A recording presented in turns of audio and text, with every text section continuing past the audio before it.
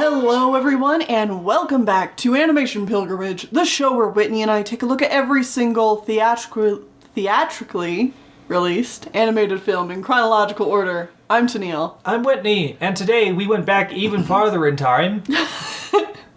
Back in time. Because Orbited Star, thank you so much, has found a very old movie for us. We're back in 1945. Yeah.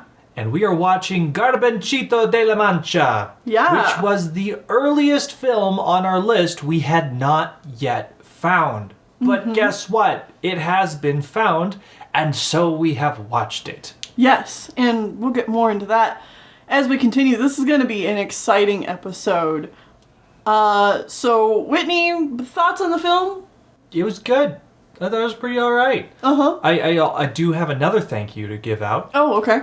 Orbited Star did not work alone on this because Ultimatum a la Tierra actually typed out the entire Spanish transcript for this movie because this is the first film from Spain. Yeah. So they typed out the entire film's transcript so that it could be translated to English. So thank you so much as well. Yeah, Spain's first full-length animated film, and it was honestly pretty good. I thought it was pretty good. It's okay. I would say that, it doesn't necessarily reach the peaks of other, good movies that are being made by Disney at this time, but it's also probably on par with, some of the Fleischer Bros films we've seen. Yeah, absolutely. It is a very good first outing for a country. Exactly. This one is obviously very much inspired by the rubber hose era of animation, because, that's what we're coming from here. And also, a lot of character designs are very, very reminiscent of Snow White and the Seven Dwarfs. A lot of the woodland animals take a lot of inspiration from that design look. A lot of the character designs are very similar to, the dwarves. The backgrounds look very watercolor in a similar way to that movie as well. And that's not a bad thing. No. Finding inspiration in the things that worked is not a bad thing at all. Yeah, and overall, the animation in this film is pretty good. None of it is spectacular, but it works well for the movie. There's only a couple of times where I would say the animation is bad, and that's because they decide to hold on a couple of animation loops that just don't work very well. Yeah, a couple of bad loops, and I will say there's a couple of spots where things are definitely moving too slowly. There are too many frames in whatever they're doing. But this is far and few between, honestly. Most of the movie, the animation's very good. Yeah. It could be a little snappier in places, but hey, I think it was pretty good. How about we go over a plot synopsis? Yeah. So I will say, when I first heard this movie, almost 5 years ago when making our original lists, Right. Garbancito de la Mancha. I know La Mancha from the Don Quixote story of the man from La Mancha. Right. Which was describing Don Quixote. As far as I can tell, this didn't actually have anything to do with Don Quixote, or if it does, it's parts of the story that I don't know. Aren't familiar with. Yeah. But either way, our main character is Garbancito, who is a kid who lives on a farm. And he just kind of gets into some classic cartoon silliness with animals and bugs. I think this is the biggest part of the film you can criticize, is that because it looks so similar to Snow White, I think this is where you can really compare and contrast the way the storytelling is handled between these two films, whereas Snow White is, while a very old story, it's a very, well-told story for its time. It's fairly concise, and everything in the film is working towards the same goal. Whereas this is a lot of, vignettes of, cartoon characters doing cartoony things. Yeah, there's 3 guys that show up and try to steal his chicken by going fishing for it. And then later they try to steal his cheese, and then they get comeuppance by being attacked by a bull.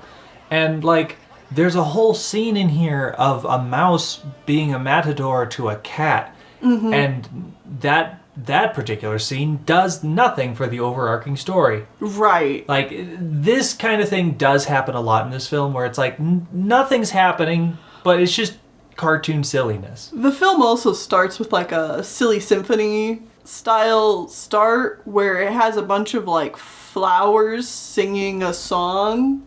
No, it wasn't flowers. It was little bugs. Oh yeah, little worms singing a song. And like, that doesn't come back in any way. Yeah. Yeah.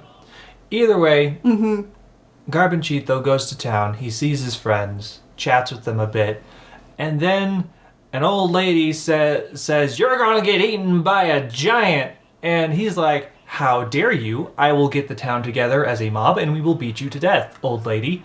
And I'm like, what the hell? It turns out he was right to do so because she was a witch and like flies away on a vulture. But like, dude just threatened you and you decide you're going to get the town together to beat the crap out of an old lady? That seems like a little extreme. That went from 0 to 100 real fast. Yeah, it did. So the witch, feeling correctly spited by the town, decides to go get the giant and brings it to town. And he the giant wrecks stuff and like captures Garbanchito's friends and a couple other random people, and he's gonna go home and eat them. So Garbanchito has to save his friends. So he goes out in the middle of the night, and those 3 guys from the beginning of the movie come back and beat him to death. Like, literally beat him to death. The translation says he is dead. Yeah.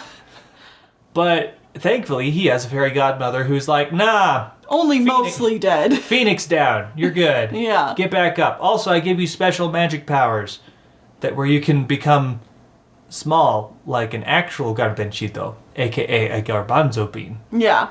Because that's his name. Yeah. His name is just garbanzo bean. Or chickpea. Yeah. Depending on... they're the same nut. Yeah. A chickpea and a garbanzo bean are the same thing, and he's just like, that's his name. He also forges himself a sword, and then he shrinks himself down, but he doesn't realize what that does, and then we have more shenanigans of him stuck in his house, but very small, and animals trying to attack him. And then a different fairy finds him and is like, "Oh, my sister blessed you, and you neglected to be conscientious about your new powers." So she takes him to the fairy enclave, and they're like, "You learned your lesson."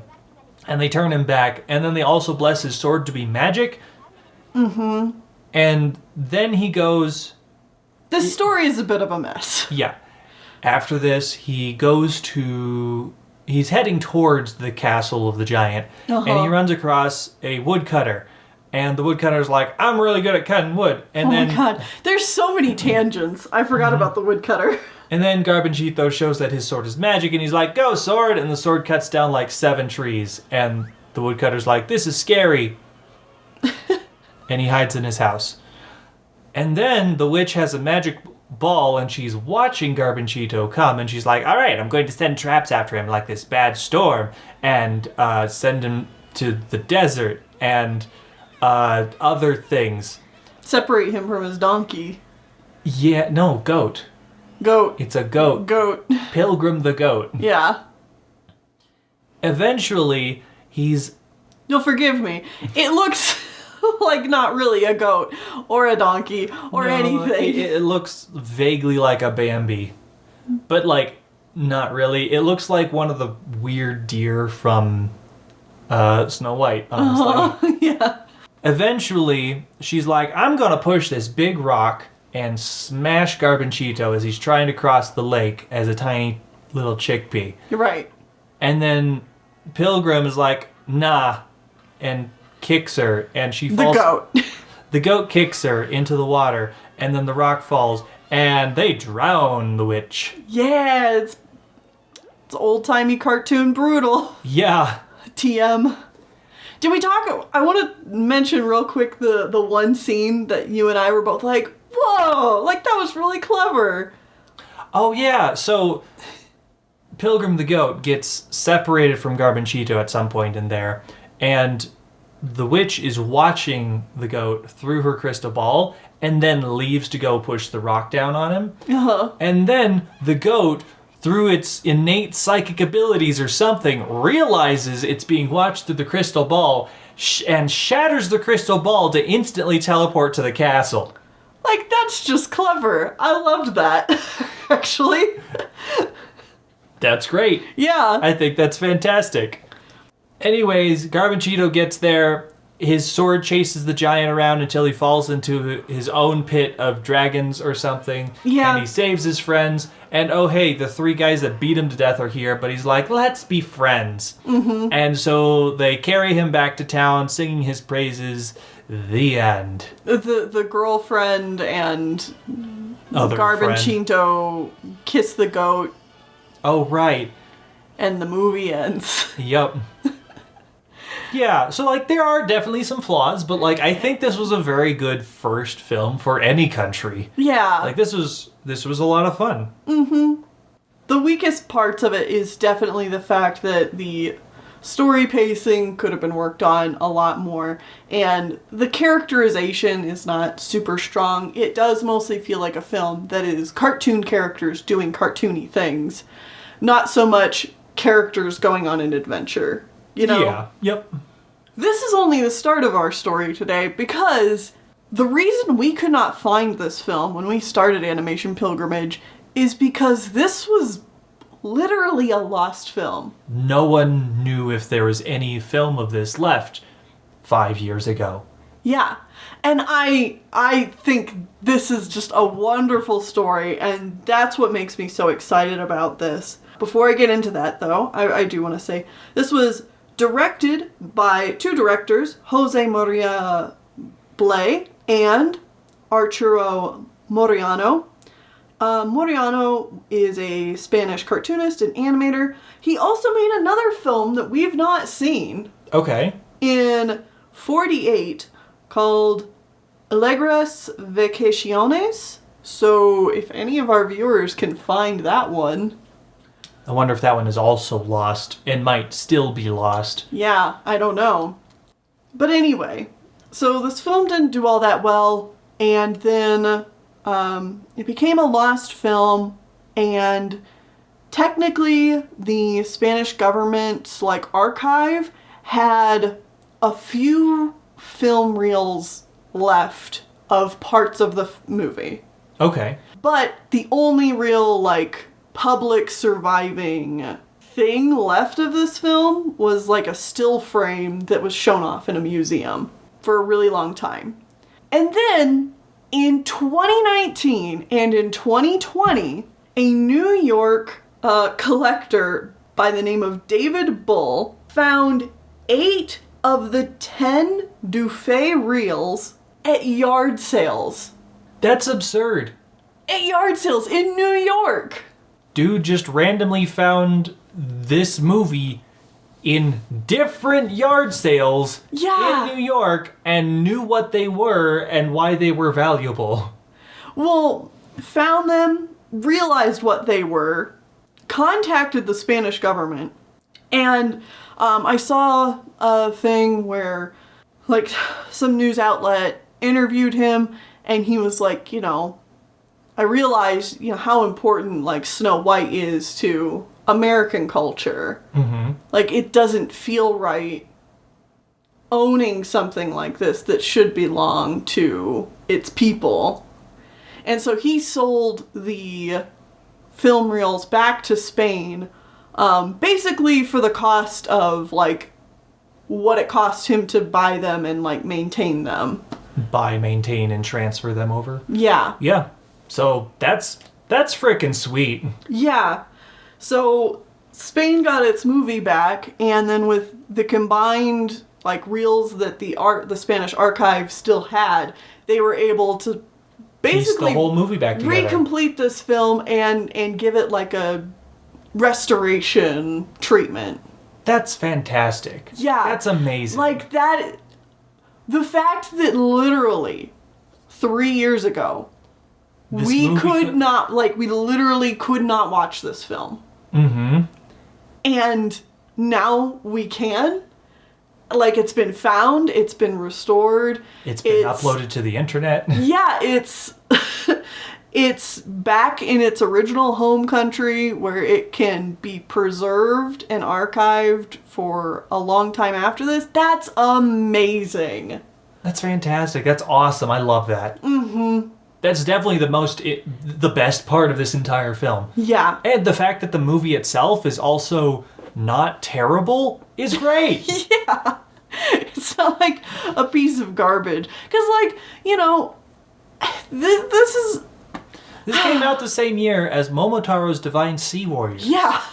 Which is Japan's first movie, and that one's really bad. That one's really bad.